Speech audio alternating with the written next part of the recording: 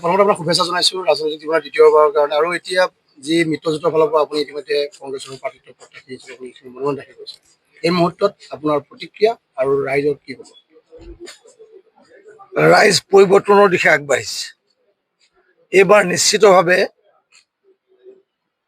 যোৱা 10টা বছৰে অসমক সকলো ক্ষেত্ৰতে প্ৰবঞ্চনা, প্ৰৰোচনা, প্ৰলোভন আৰু মাফিয়াগিৰিৰে যি চৰকাৰ চলিছিল, এই চৰকাৰ অৱসান ঘটিব। ন্যায়, ধৰ্ম আৰু সত্য পুনৰ প্ৰতিষ্ঠা হ'ব। আৰু মই ভাবোঁ এইবাৰ মাফিয়াৰাজ আৰু যিটো আমাৰ ইমান দিনে যে চলি আহিল চিণ্ডিকেট ৰাজ, ভয় ভাবুকি, বিভিন্ন ধৰণৰ মানুহক বিনা দোষত মানুহৰ যি কণ্ঠৰোধ কৰিবলৈ যোৱা 10টা বছৰে আমি যিবোৰ দেখিলোঁ, ইয়াৰ অৱসান ঘটিব। ৰাইজৰ চৰকাৰ এখন কংগ্ৰেছৰ নেতৃত্বত প্ৰতিষ্ঠা হ'ব। ৰাইজে ন্যায় পাব, সত্য আৰু ধৰ্মৰ জয় হ'ব। যিহেতু জাগৃত সমষ্টিত ইতিমধ্যে ফিৰোজ হাজৰিকাই সেই মনোনয়ন দাখিল কৰিছে প্ৰথম দিনাই, আৰু শেহতীয়াকৈ আপুনি আজি শেষবাৰ কৰিলে শেষৰ দিনাখন। ফিৰোজ হাজৰিকাৰ ফালৰ পৰা কৈ আছে যে তেওঁ যথেষ্ট অভিলেখ সংখ্যক ভোটত তেওঁ এবাৰ অসমৰ ৰেকৰ্ড কৰিব, আৰু আপুনি কৈছে পৰিৱৰ্তন আমাক লাগে। আৰু বুবুল দাস বুলি ক'লে জাগৃত সমষ্টিৰ এটা পুৰণা নাম, চিনাকি নাম। আপোনাৰ আচলতে মূল শ্লোগান কি থাকিব? মূল শ্লোগান কি থাকিব আপোনাৰ? মূল শ্লোগান হৈছে যে জাগৃত সমষ্টিৰ পৰা মাফিয়া ৰাজ, চিণ্ডিকেট ৰাজ, অন্যায় অধৰ্ম আৰু ভয় ভাবুকিৰ অৱসান ঘটিব এই নিৰ্বাচনে। ৰাইজে পৰিৱৰ্তন বিচাৰিছে নিশ্চিতভাৱে, আৰু আমি জয় নিশ্চিতভাৱে ৰাইজে আমাক জয় নিশ্চিত কৰিব। লাহৰীত সমষ্টিৰ পৰা আপুনি মিত্ৰজোঁটৰ হৈ NDA ফালৰ পৰা ইতিমধ্যে আপুনি মনোনয়ন দাখিল কৰিছে অপোদলৰ পৰা। কেনেকুৱা অনুভৱ, আৰু এই মুহূৰ্তত মনোনয়ন দাখিল কৰিছে আৰু প্ৰস্তুতি কেনেকুৱা চলিছে? যিহেতু প্ৰথমবাৰৰ কাৰণে নমিনেশ্যন দাখিল কৰিলোঁ, প্ৰথম নতুনত্ব তাত অলপ থাকিবই।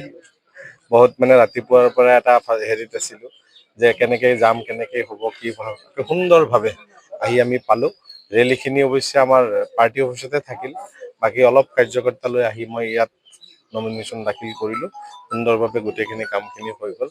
মই আপোনালোকৰ সকলোৰে পৰা আশীৰ্বাদ বিচাৰিছোঁ, আপোনালোকে চবেই মোক সহযোগিতা কৰিব। লাহৰীঘাটবাসীয়ে পৰিৱৰ্তন বিচাৰিছে, উন্নয়ন বিচাৰিছে, যিটো উন্নয়ন আমাৰ লাহৰীঘাটবাসীয়ে আজি বহুদিন ধৰি দেখা নাই।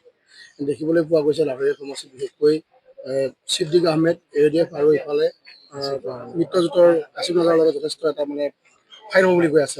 কিন্তু আপুনি ফেক্টৰ নহয় বুলি আসিফ নাজাৰৰ ফেক্টৰ নহয় বুলি মই কাকো নকওঁ। চবেই ইলেকশ্যন খেলি আছে, ৰাইজৰ সঁহাৰি চবৰ পিনে থাকে।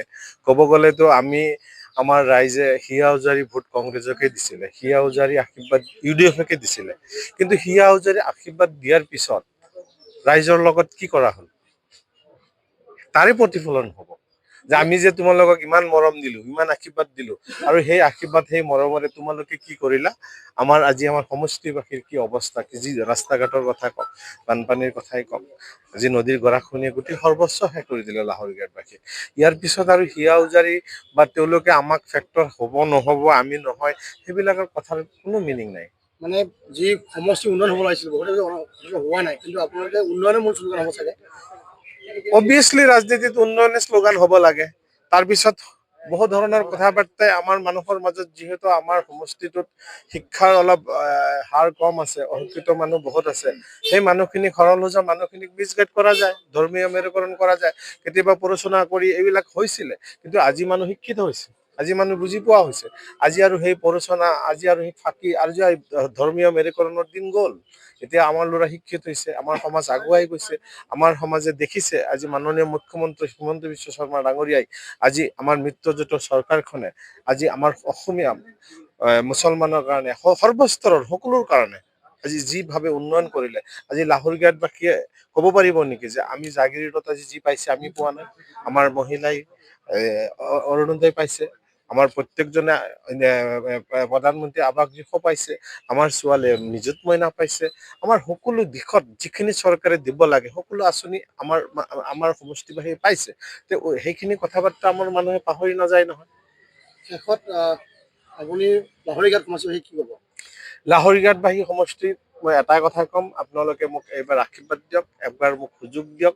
আমি মিত্ৰজোঁটৰ চৰকাৰ যিহেতু হ'বই, লাহৰীঘাটবাসীয়ে যদি আমি বিপৰীত দিশত আমি যদি গতি কৰোঁ, তেতিয়াহ'লে আমি যি ভুগি আছো সেই ভোগৰ পৰা আমি যি আজিমান যে ভুক্তভোগী তাৰ পৰা মুক্তি পোৱাৰ কোনো সুযোগ নাথাকিব। আমাক এটা সুযোগ দিয়া হৈছে, এই সুযোগ আমি ল'ব লাগে। আৰু লাহৰীঘাটবাসীক আমি জাগিৰোডৰ নিচিনা, মৰিগাঁৱৰ নিচিনা যাতে আমি এটা ভাল সপোন আমি দেখিব পাৰোঁ আৰু সেইখিনি কৰিব পাৰোঁ, আৰু আমাৰ নতুন প্ৰজন্মক যাতে আমি সেই পথত লৈ যাব পাৰোঁ। আমাৰ নতুন প্ৰজন্মক আমি যদি ডক্টৰ হিমন্ত বিশ্ব শৰ্মা ছাৰৰ হাতত যদি গতাই দিব নোৱাৰোঁ, তেতিয়াহ'লে আমাক অভিশাপ দিম। আসিফ মহম্মদ নাজাৰে কৈছে 1 লাখ ভোটৰ ব্যৱধানত জয়যুক্ত। নাজানো, তেখেতে হ'ব পাৰে, তেখেতে হ'ব পাৰে। এইবাৰতো ইলেকশ্যনটো তেওঁ খেলি আছে, যোৱাবাৰে তেওঁৰ পিতৃয়ে খেলিছিলে। গতিকে আপোনালোকে চাই থাকক 9 তাৰিখে কি গতি হয়, ৰাইজে কি কৰে।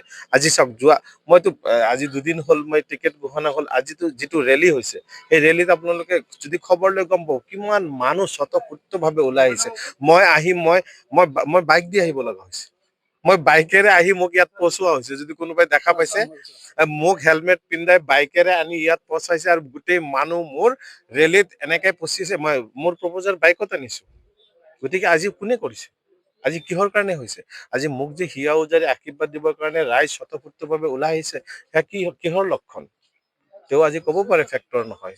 এইবাৰ ইলেকশ্যনটো তেওঁ খেলি আছেতো, তেওঁ এতিয়া সন্মুখত গম পাব। মই তেওঁকো বেষ্ট অফ লাক মোৰ ফালৰ পৰা। মই ব্যক্তিগতভাৱে কাৰো লগত মোৰ তেনেকুৱা কথা নাই। কথা হ'ল আমাৰ দলৰ মিত্ৰজোঁটে আজি যি অসমখনৰ কাৰণে কৰিলে, সেই ফলটো, সেই ৰিজাল্টটো আমি জাগিৰোড বা মৰিগাঁও যেনেকে পালে আমি লাহৰীঘাটে পাব লাগে। সেই পৰিকল্পনাৰ আমি কাম কৰি আছো। শুভেচ্ছা জনালোঁ আপোনাক। Thank you. আমাৰ দলে মোৰ নিচিনা এজন বড় সৈনিকক প্ৰাৰ্থিত দিছে লাহৰীঘাটত। মই আশা কৰোঁ তেখেতসকলে প্ৰাৰ্থিত প্ৰদান কৰিছে। তেখেতসকলৰ এটা কথা পালন কৰিম, আৰু তেখেতসকলে যিজনে মোৰ ওপৰত বিশ্বাস ৰাখিছে সেই বিশ্বাস মই কেতিয়াবা আদৰিব দিব। ভাল লাগিছে যে আমাৰ লাহৰীঘাট আহি যি মৰম, যি আশীৰ্বাদ মই পাইছোঁ, অজস্ৰ লোক নিজে নিজে ওলাই আহিছে মোৰ সমৰ্থনত। মই ইয়াত বুজিব পাৰিছোঁ যে এইবাৰ বহুত এটা বৃহৎ ভোটৰ ব্যৱধানত মই জয়যুক্ত হ'ম। ইলেকশ্যনত কিন্তু প্ৰত্যাহ্বান নহয়, মই মিনিমাম 1 লাখ ভোটত জয়যুক্ত হ'ম।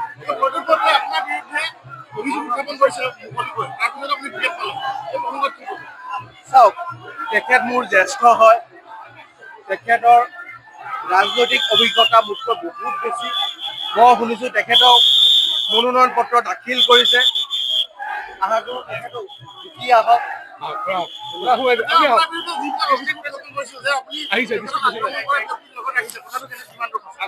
হ'ব পাৰে আপোনালোক সকলোৱে তেখেতৰ প্ৰেছ মিটটো দেখিছে, তেখেতে বিভিন্ন কথা কৈছে। গতিকে মই ভাবোঁ তেখেতৰ যি মূল সমস্যা, এইটো মোৰ টিকেট লৈ নহয়, এইটো বেলেগ বস্তুহে। এইটো আৰু ইতিমধ্যে ৰাইজেও গম পাইছে। মই আশা কৰোঁ তেখেত মোৰ জ্যেষ্ঠ হয়, তেখেত আগবাঢ়ি যাওক।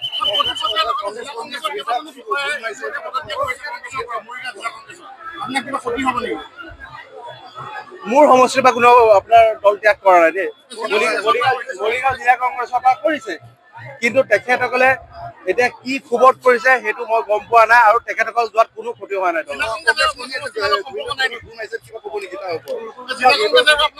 শুনা নাই, যদি কৰিছে বহুত আছে সেইখিনি আছে।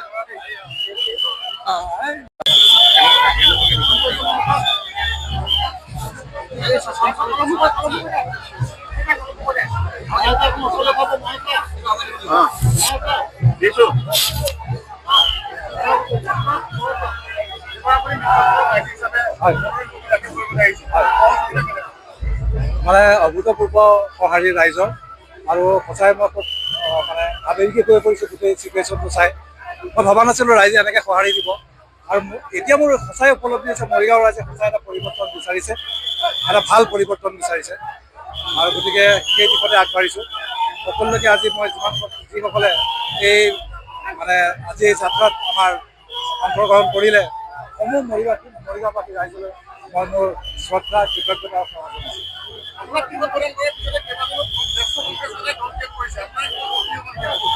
মই তাত কমেণ্ট নকৰোঁ, এইটো নিশ্চয় ব্যক্তিগত কথা।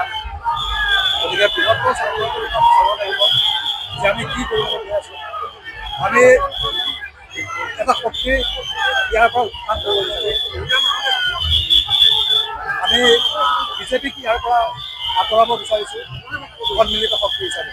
তাত কোনোবাই চেক্ৰিফাইচ কৰিবই লাগিব। আৰু এটা কথা তেখেতসকলে বুজি পোৱাটো ভাল, মই ভাবোঁ যিসকলে হয়তো এই প্ৰতিনিধি হৈ মানে জিকি যাব, তাতকৈও যিসকলে চেক্ৰিফাইচ কৰিব, যদি কালিলৈ তাতে যেতিয়া কংগ্ৰেছৰ চৰকাৰ হ'ব, তেতিয়া কিন্তু এই চেক্ৰিফাইচ কৰা কেইজনৰ মই ভাবোঁ যোগদান অধিক মানে পাৰ্টিটোৱে স্বীকাৰ কৰিব।